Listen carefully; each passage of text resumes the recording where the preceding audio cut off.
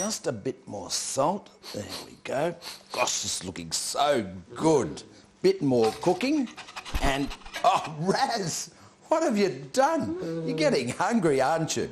Well, you just stay there and don't mess up. Hello, I'm Peter Howard, and this is Raz. And you're just in time because we're cooking up our favourite meal, spaghetti bolognese. It's got all the fresh food I love. Beef, tomatoes, onions, parmesan cheese, just delicious. And that will go nicely with our salad, which I'll top off with some of this beautiful salad oil from Mudgee. And here we have a beautiful bruschetta topped with parsley and chopped tomatoes. And that's not including dessert. We'll be using strawberries and blueberries that came fresh from the supermarket this morning. But you know what? There's a whole story as to how the food gets to the supermarket in the first place. Right, Raz? So while we finish cooking this, we'll introduce you to some people who can tell us a bit more about where our food comes from. But first, let's go and meet a family who are doing some shopping all of their own. Oh, Raz! Ken and Melinda Johnson live in Sydney with their two children, Jacqueline and Nicholas. And like most families, they buy their food from the local supermarket. You can get just about anything from the supermarket. There's bread from the bakery and cheese, yoghurt and milk from the dairy section. And of course, you can get a huge variety of fresh fruit and vegetables as well. In Australia, we're lucky to have all sorts of fruit and vegetables grown right in our own backyard. Nectarines, apples and oranges are just some of the delicious Aussie fruit that you can buy. And as for vegetables, there's lettuce, carrots and tomatoes. But where did they all come from?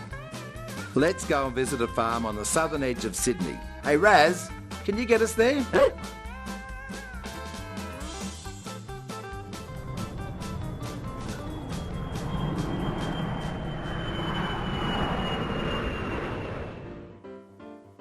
This is the farm of Joe Bustani and his family. He grows tomatoes and Lebanese cucumbers in these greenhouses. I've been growing tomato and cucumber for about 15 years. I like to live with nature. I mean, everyone is a little baby, really. They have their own life. We see them grow and we see them get old and fruiting, happy, unhappy sometimes. We grow the plants in the bags and we lift them on the strings vertically, so we have more airflow like around the plant and they are happier plant, and we always have nicer and cleaner fruit.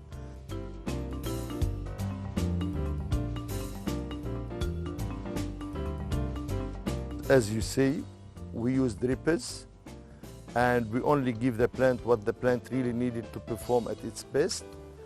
The runoff is treated and recycled because it has the fertilizer needed, so we don't waste a lot of money is polluting the environment and the river.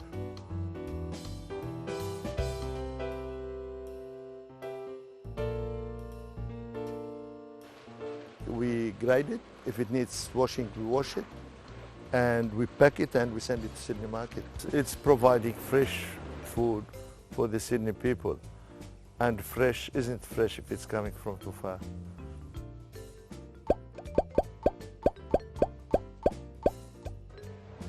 G'day Cameron, how are you? Very well. Hey, that rump steak on the barbecue last weekend was fantastic, so I've come back for some more of that. Thanks. Just a couple. Yep. Big ones? Yep. The Johnsons have come to buy some meat from their local butcher. Looks good. I'm sure it'll be great. Well, mate, have a good weekend. Thanks very much, Cameron. See you later. Bye-bye. Thank you. Bye-bye. Raz, that's not for you. How about you show us where the beef comes from?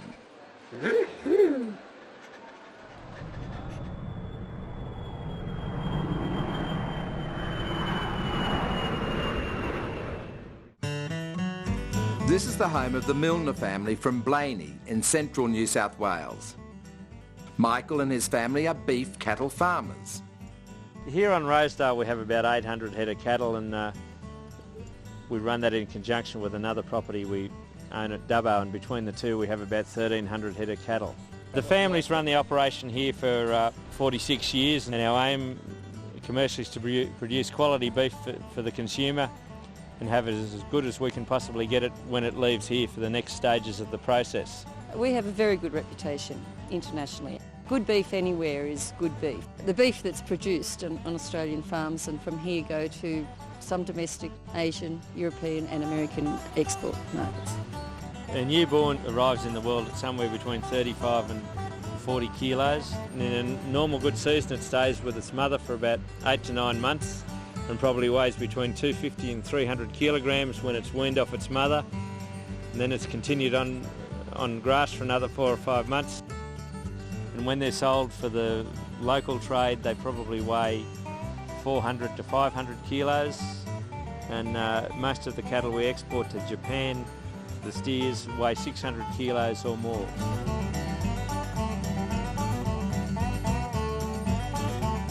A lot of people don't realise how long it takes to produce a piece of steak. From the time that you select a bull, put it with a cow, have a calf, prepare it to an age where it can be slaughtered for consumption, is up to 3 years. The carcass arrives at the butcher, ready to be cut into steaks of all sorts, depending on what part of the animal it comes from. You could get a rump steak, or a Scotch fillet, or a T-bone. And Cameron knows where to cut the carcass for each one, so he can get the best steak possible. Okay, who wants to have a drink of milk? Yeah, thank you, darling. Looks good, doesn't it? Fresh, cold milk, straight from the fridge. But where did it come from before that? Let's go and have a look.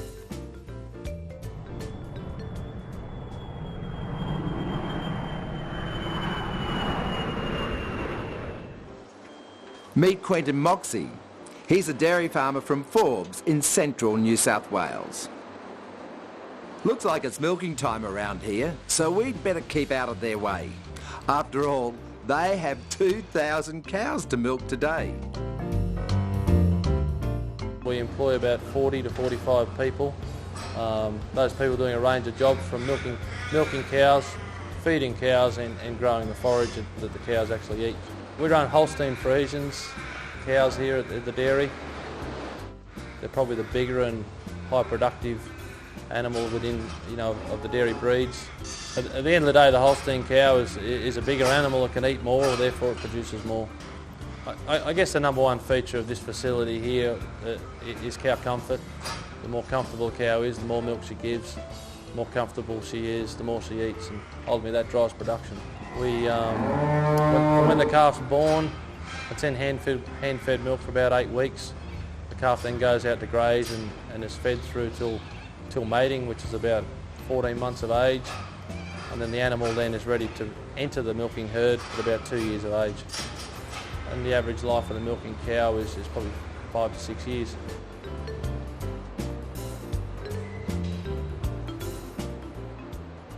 Cows are milked here 24 hours a day. Total output of the farm is about 70 to 75,000 litres per day, depending on the season. It's trucked to Sydney, trucked in semi-trailer, loads of about 27,000 litres at a time. After leaving Quentin's farm, the milk ends up here, at the dairy processing plant. But it's not ready to be bottled just yet. The milk must first be treated by processes called pasteurisation and homogenisation. When milk is pasteurised, it is passed through these pipes and heated to make sure the milk has no harmful bacteria. During homogenisation, the milk is pushed under pressure through tiny holes that force any globules of cream in the milk to be broken down so that the milk won't separate when you're storing it in your fridge. Then all that's left is to bottle it before it is packed into milk crates and delivered on the truck to your local shop. And the total time it takes from leaving the farm to arriving on the shelf in your local shop is under 24 hours. That's right, Raz, just one day for beautiful, fresh milk. But there's more things in the dairy section than just milk. From milk, we can make yogurt, we can get cream, butter, fantastic cheese, not to mention ice cream. And we're going to use some of that ice cream right now. And how about this? Delicious strawberries and blueberries tossed in orange juice and honey. And the finishing touch, some Aussie-made ice cream. So the next time you're piling ice cream onto your dessert, you can thank farmers like Quentin. Okay. Well, it looks like it's time to start up the barbecue. Oh, just 5 minutes. Have you ever wondered how our bread gets made? Where do you think that comes from? And how does it get made? Time to take us on another trip, I think, Raz.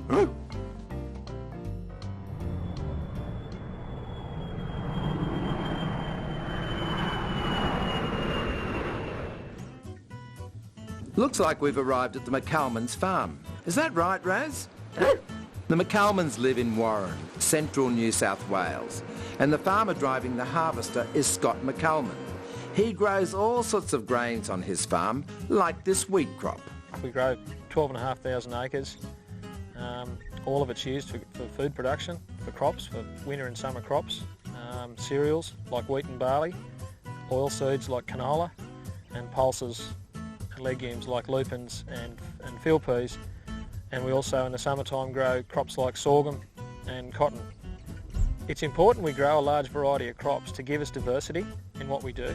Because we have such variability in a climate, as a farmer, if you can imagine if we have a spread of crops grown at various months of the year, it allows us some risk in our production so that hopefully we're going to produce some food at the end of the day.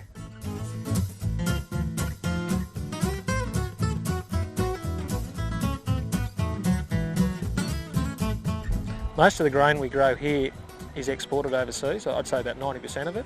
The other 10% is bought by our local flour mills in New South Wales. It's really satisfying as a modern day farmer to know that a lot of people sit down every morning to their toast and are eating the grain that we produce. As a farmer that's certainly satisfying, and it makes you put in the hard yards to produce a really good quality product. Aussie lamb is famous for its high quality and beautiful taste. Almost all of us have enjoyed a roast lamb dinner, or you might have lamb in other dishes like Greek souvlaki or Rogan Josh from India. But did you know the lamb you buy at your shop probably came from a farmer here in New South Wales?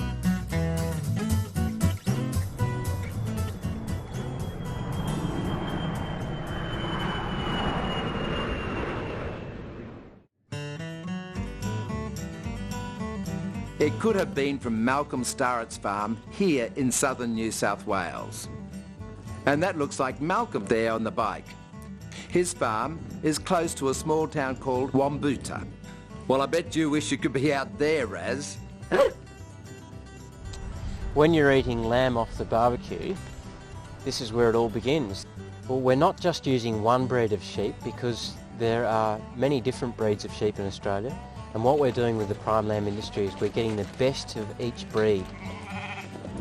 Right, well here we are in the sheep yards. I've got some merino ewes in this backyard. They're the basis of our prime lamb industry in Australia. We're crossing them with a Board Leicester. They're my favourite breed. The Board Leicester gives us good milking ability across the breed and good mothering ability. So this cross produces our first cross ewe. And the first cross ewe has benefits from both merino ewes and Board Leicester rams. They're terrific mothers and they're very good at looking after our lambs. Now that lamb is crossed by a Poll Dorset ram and that produces our prime lambs.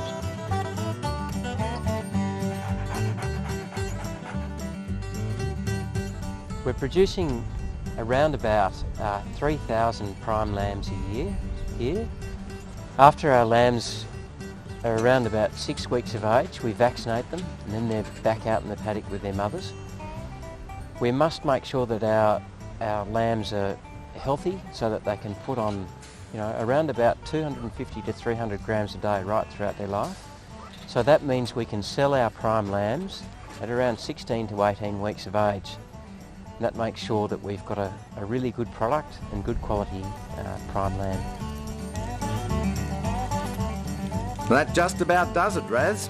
We'll leave the Johnsons to enjoy their lunch. See you later. Bye. Bye. Okay, Raz, what do you think about this? Well, I think we should eat it before it goes cold. Thanks for coming along to see where our food comes from and to meet the farmers who produce it. Next time you sit down to lunch, you can tell your friends exactly where it came from. See ya. Come on, Raz. Come on, boy.